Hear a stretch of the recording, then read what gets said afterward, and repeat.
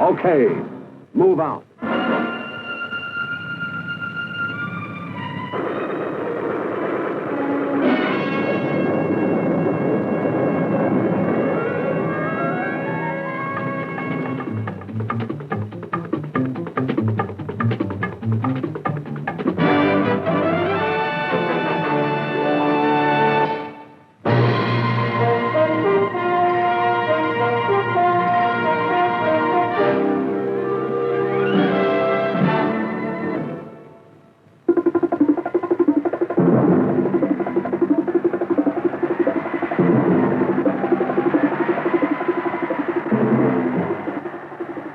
All right, men, keep an eye on them now. We don't want them getting in our way. Hey, this is Bob, ready with your National Guard hope. And I want to tell you that the story of today's Army and Air National Guard is something all Americans can be proud of.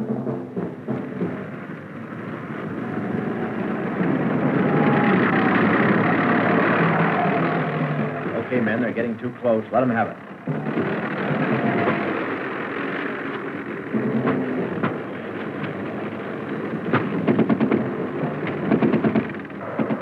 Look at them run. Get in our way, will they? That'll teach them.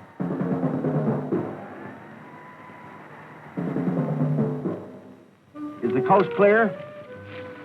All right.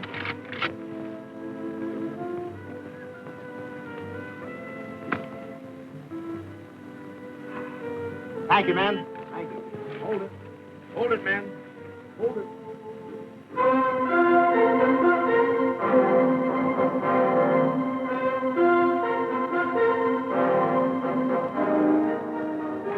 They're not really running away, folks. They're just moving into position for some sharpshooting. At the rate they're moving, they'll be there in no time. These M42s can move along at 40 miles per hour, and that's really hustling for babies this size. You know, the story of any military organization is found in its men, in its machines, and in its missions. These men are Virginia Army National Guardsmen, and that's a radio-controlled aerial target, better known to these guys as an RCAT. Their mission is to shoot it down. Once this little bird gets airborne, it's up to the RCAT controller to keep it flying on its prescribed course. You might say he's one pilot who flies with both feet on the ground. When these guys open up on that RCAT, they have the capability of pumping out 120 rounds per minute from each tube or barrel. Man, that's 240 rounds per minute. Glad they're on our side. Incidentally, the weapon I've been referring to is the M42 Duster. Its heyday was a generation ago during World War II when it dusted enemy aircraft from the skies. After World War II, the Army gave the entire Duster system to the Army National Guard. The Guardsmen took the weapon, trained on it, and became professionally competent with it. Watch them go after this RCAT.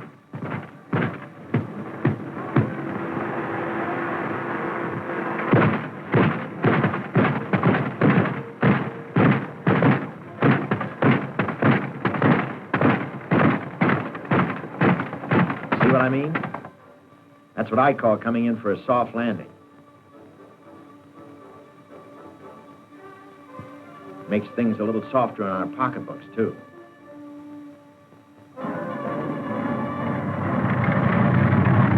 If you've been thinking that Guardsmen face a paper enemy in the field on these training exercises, don't say it out loud. The Guard uses its own aggressors right from its own ranks to oppose the good guys on field exercises like this one at Camp Grayling, Michigan. Coordination is a key factor in any exercise. These Guardsmen are checking the lay of the terrain prior to the exercise. Battle planning strategy is just as important to the bad guys as it is to the heroes. These men are jumping off on an attack which will test the reaction and effectiveness of elements of the 107th Armored Cavalry Regiment of the Ohio Army National Guard. The guerrillas have plenty going for them, as you can see. These scenes are typical of the realistic combat conditions Guardsmen undergo at training sites throughout the United States as well as overseas.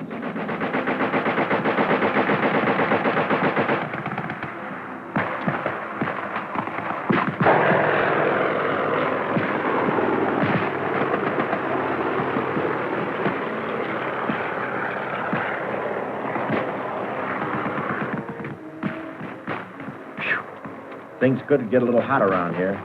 Gotta hand it to them, though. He really knows how to use that oversized cigarette lighter. I don't know about you, but as for me, I'm not too sure, but I'd just as soon be on the aggressor's side in this battle. I'm just kidding. It's mighty comforting to know the bad guys are really good guys in this case. They're all part of the National Guard team. It's red, white, and blue as Old Glory herself. Now, if heavier reinforcements were needed, the Guard has them too. This honest John rocket can deliver a mighty punch if needed. Manning these powerful rockets takes a lot of training, believe me. But these Guardsmen are well-trained and well-prepared. The Army National Guard is composed of many different type units, including airborne and special forces. Organizations that demand the best in courage and stamina. These West Virginia Army Guardsmen are preparing to board a West Virginia Air Guard plane for a challenging night operation. Because of the nature of their military responsibilities, National Guardsmen don't accept the words professionalism and readiness as mere slogans. That guy reminds me of Crosby trying to get to the bank with all his loot. There's no room for the timid in an outfit like this. No, sir. And the important thing to remember is that Guardsmen have accepted their responsibilities readily. They're all volunteers. Men who have stood up, ready to be counted if their country needs them. By their oath, they're pledged, irrevocably, to safeguard the nation and its institutions against all enemies, foreign and domestic. Any Guardsman who is worthy of the name accepts this as a fact of service. Guardsmen are citizen soldiers, and their purpose is the American purpose. For more than 300 years now, theirs has been an unbroken record of duty accomplished, of lives saved, of property secured, and of order in the face of potential chaos. Because of the close ties of the Army and the Air National Guard, they are working together continuously. These Rhode Island Army Guardsmen, for example, are practicing an infiltration operation with the help of their Rhode Island Air Guard buddies. The Air Guard has 4 of these Air Commando units, 2 of which are equipped with this HU-16 amphibian aircraft. In situations where commando units require either a land or sea rendezvous or both, this sturdy flying boat can maneuver about and land almost anywhere with ease. Guardsmen are trained to operate under all climatic conditions over all types of terrain. Because the Guard is dispersed in communities throughout the United States, you'll find that many men already are skilled in many of their military assignments before they ever raise their hand to take the oath as a member of the Guard. And that saves dollars for the taxpayers.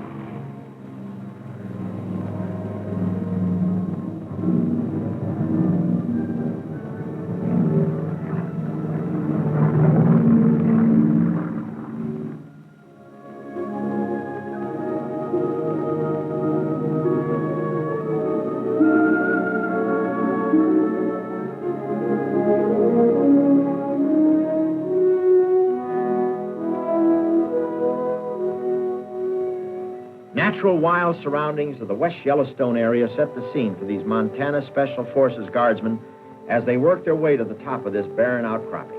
Ordinarily, this cliff would be considered a dangerous obstacle, but danger is just another word to these guys. They figured that the best way around is over the side. Some people call this a gung-ho gravitational go-mobile. Let's watch this fellow.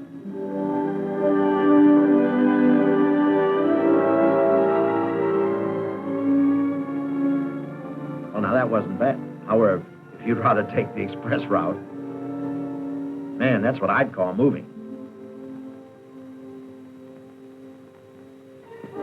These guys are on the move, too. Graceful movements, cat-like responses, superb balance and control. That's what it takes for a ballet like this. Yet those are the talents of these Montanans that contribute to their capabilities as Guardsmen. They're a proud bunch, and they've got a right to be. Now, it's pretty nice to get paid for this type of thing, but it's training with a purpose. They're actually on a mission to ambush a mythical enemy outpost. Once they reach the area of operations, a brief planning session is all that's needed to finalize the plan of attack. Strict silence becomes the order of the day as the Guardsmen close in on their objective. They know the outpost is somewhere close. Then, without warning, they spot the enemy just a few yards away. Because silence is imperative in a situation like this, the usual weapons are not employed. The quiet deadliness of a swift arrow does a much better job. Don't be alarmed. It was just a dummy.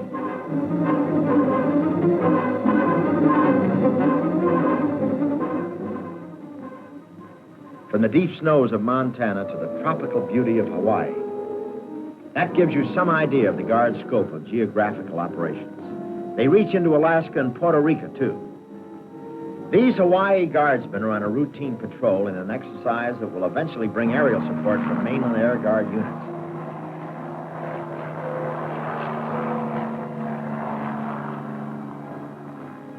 A last-minute check of plans is made before the troops move out for the objective. You know, the Guard is composed of many veterans of World War II, of Korea, and even Vietnam. Their background and know-how provides a measurement of leadership that should serve as comfort to any parent whose son has joined the Guard. These veteran Guardsmen know the ropes. They've had battle experience. They've been leading men for years, and they know their business, including the techniques of camouflage. See anything? Well, watch.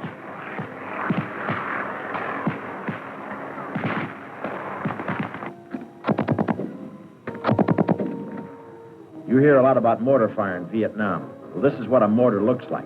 Guardsmen are trained on them, as well as every other fire system with which they're armed.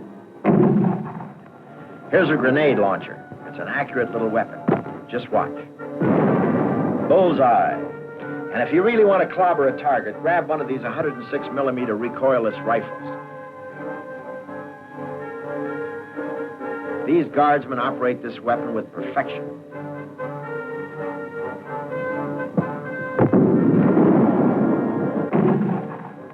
Bullseye again. Really packs the wallop, doesn't it? If anyone thinks it's all sunshine and flowers in Hawaii, just look at this. This is the Air Guard's radar station atop Mount Koala. Nestled in virgin forest and frequently invaded by wild pigs, this outpost, 4,000 feet high, is shrouded in fog much of the time. That doesn't bother these Hawaiians, however. That radar sweeps through that fog and reaches miles in all directions of the Pacific in surveillance against a possible enemy attack. Nearby, other Guardsmen receive and interpret the information collected by the radar atop of the mountain. Each Guardsman is a specialist, and each knows his responsibility, like this fellow writing backwards on a transparent wall. If you want some fun, try that sometime. This man has located some Air Guard aerial tankers and jet fighters who are flying from the mainland. They're about 200 miles out, and the radar shows that they're about to rendezvous for the fighter refueling. Then they will continue to Hawaii, where they will take part in exercises with the active Army and with the Army Guard. The Air Guard has 5 air refueling units equipped with a KC-97 aircraft. With 4 reciprocating engines and 2 jet engines, these birds really get out of mood. These tankers, from the Illinois, Ohio, and Wisconsin Air Guard, provide the fuel for the jet fighters making the deployment. They're F-84s from the Ohio Air National Guard. Imagine meeting a couple thousand miles over the ocean to gas up. It's a bit different from pulling into the corner service station.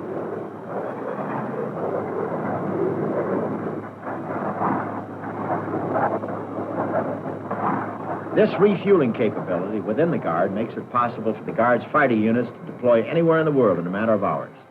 These Air Guardsmen are operationally ready, too. And that means that they're ready for combat the minute they get where they're going.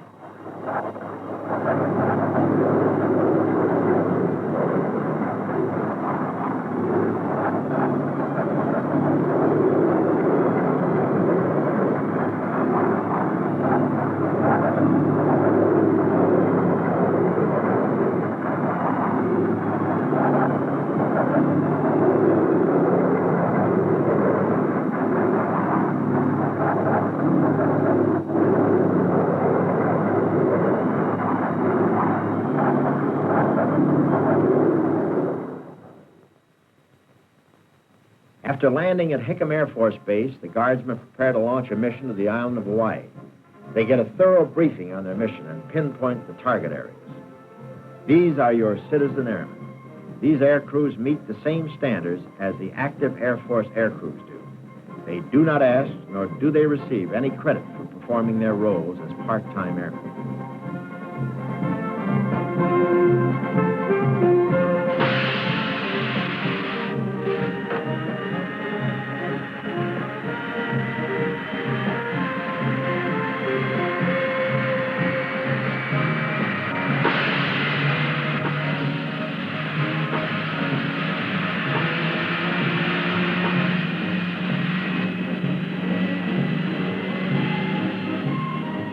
Most of these men are successful businessmen in their home community.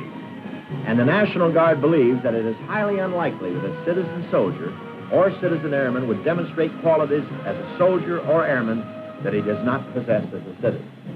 This operation was known as Tropic Lightning, a good example of the support the Guard provides to active military service. These fighters were working with Army ground troops. As part of their training for combat, they participate in operations in which close air support is demonstrated. Because the Air Guard is able to support these missions, the Air Force can turn its attention to higher priority missions.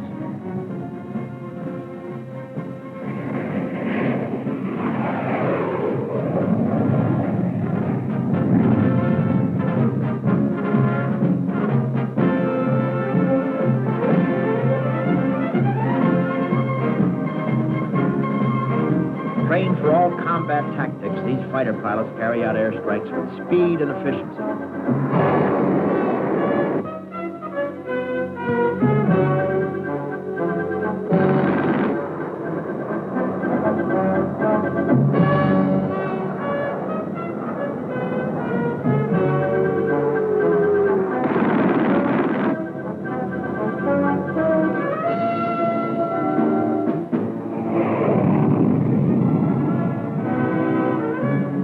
Sortie is planned and coordinated with precision.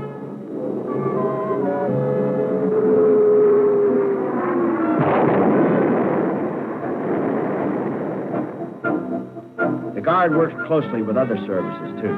These RF-84s of the Alabama Air Guard are taking off on a photo reconnaissance mission over Puerto Rico in exercise clove hitch, while another plane has just returned with a load of film for immediate processing.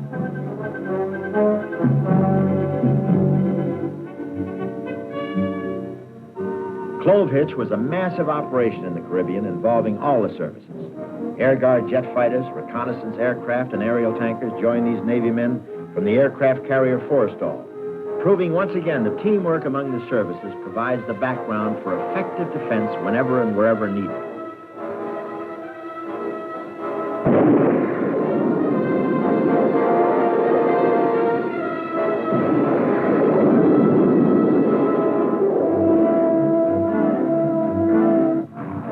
Marines were participants, too. They came ashore by sea and air. Here they are engaging in an air assault after being dispatched from ships at sea to reinforce infantry elements ashore.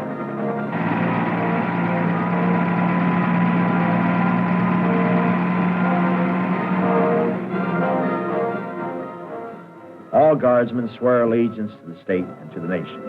For that reason, they train not only for their federal mission, but for their state mission as well. These Guardsmen are playing the part of rioters in this training session. In the event police forces are overwhelmed, the National Guard is the only force immediately available to a community for the distasteful assignment of quelling civil disorder.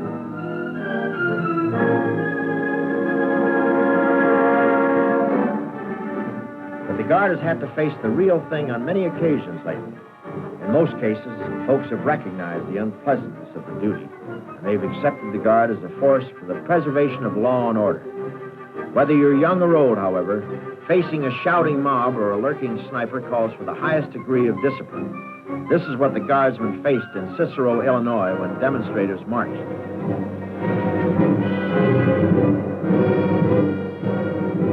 These are scenes from the Watts riot, where 2 divisions of Guardsmen were called to duty. The usual fire damage and destruction followed us in each riot, while patrolling Guardsmen surveyed troubled streets searching for snipers. Watch closely now. This is a spectacular shot of a fireman just as he's hit by sniper fire. It's a dangerous, frightening duty, but Guardsmen face up to this responsibility as they face up to all others. Because of the increased intensity of violence in our cities, the Guard has accelerated its riot control training. This was Detroit, the highest level of damage and violence ever experienced in an American city. Fires and lots of ruined personal property, snipers, looting, and more destruction. The protection of personal property always has its problems, especially when the trouble spreads like quicksilver over an area plagued by hidden dangers. 2 Guardsmen were assigned to every fire truck to protect the firemen from sniper fire. They were mighty busy, on duty for long hours with little rest. as they help the weary firefighters battle more than 800 fires. Whenever a flood, tornado, or other disaster strikes a community, the Guard is usually there. This flood brought out the Guard in Kansas, where the Guardsmen played an important role in rescuing the stranded and protecting property. Guardsmen were on the scene immediately, aiding those who suffered in the tragedy in whatever way they could. Ever wonder who fills those sandbags that line the shores of an angry river? Ever wonder how those sandbags get on the riverbank? You're looking at the answer to both questions. Those bags weigh 40 to 50 pounds each. Every means is used to reach the stricken who need help. Trucks slowly search out victims. Guard helicopters do their share to assist in rescuing persons stranded in remote areas.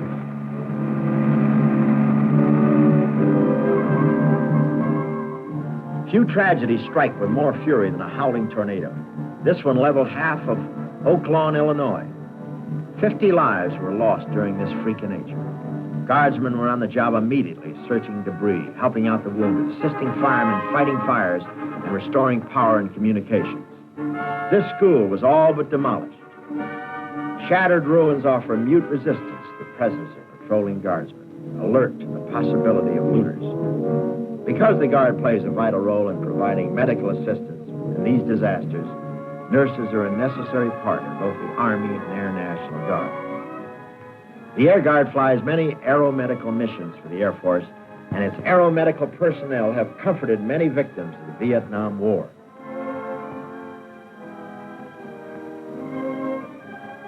Assisted by the medics, these nurses fly missions around the world. They work around the clock when necessary to comfort the sick, disabled, and wounded. This specialist helps the nurse check oxygen equipment aboard this C-97. If you really want to find out how terrific these people are, just ask some of the boys who've been wounded in Vietnam.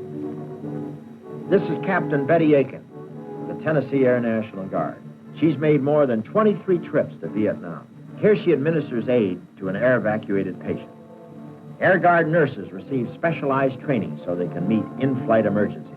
I understand you have a pretty bad back injury. Have you ever flown before? Yeah, with good-looking nurses like that around, who wants to be healthy? What they need are more beautiful nurses like me.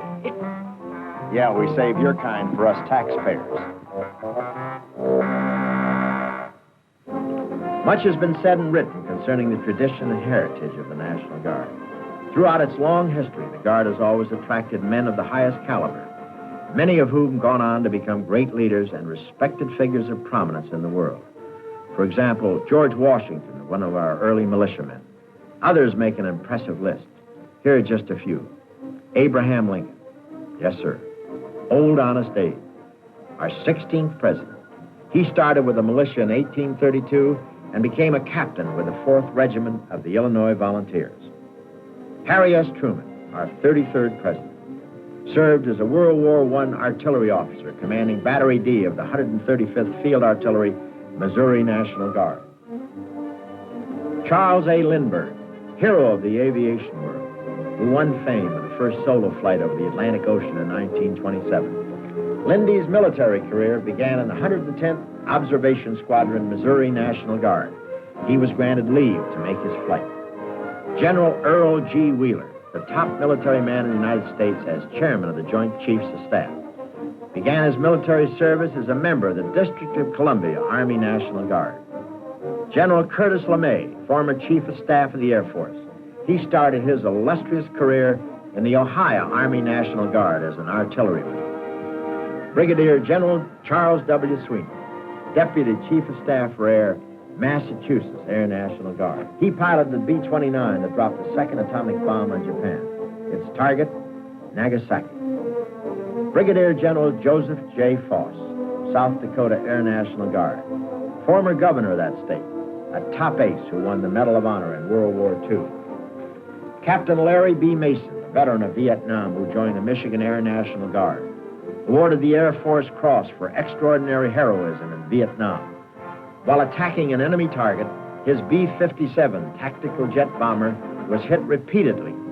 With a wounded navigator aboard, one engine shut down and the other one on fire, Approximately 30 square feet of surface area missing from the right wing and most of the electrical system knocked out.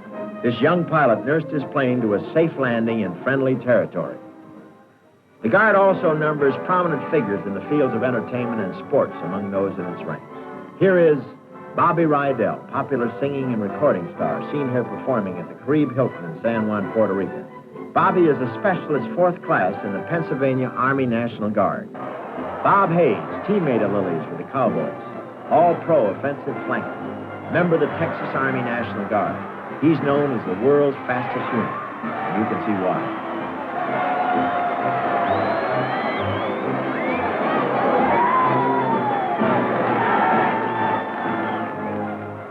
Gary Anderson, lieutenant in the California Army National Guard. His specialty, shooting. He's the guy who set 3 new records in winning the World's Rifle Championship at Cairo in 1962. Won 2 gold medals in the 1963 Pan Am Games. Set a new world record and picked up a gold medal in the Olympics at Japan in 1964 and won 7 gold medals during 1966, firing in International Shooting Union-sponsored events. Gary, by the way, is studying for the ministry. If you think the sky's the limit for ex-guardsmen, you're absolutely right. And here are some of the men who can prove it. Russell L. Schweikart, better known as Rusty, former member of the Massachusetts Air National Guard and the first guardsman to be selected for astronaut training directly from the Guard. You're watching him at work in a zero-gravity situation, ironing out bugs so future space flights can be as safe as possible. If you haven't spotted him yet, he's the guy with the red hair. Donald K. Deke Slayton, one of the original 7 astronauts. At one time in his career was a member of the Minnesota Air National Guard. Deke has taken over the administrative responsibilities pertaining to all astronauts in NASA's program. Charles Conrad, Jr., astronaut who has orbited the Earth on 2 occasions and is raring to go again. He's a former member of the Pennsylvania Army National Guard. That's just a few. There are many others.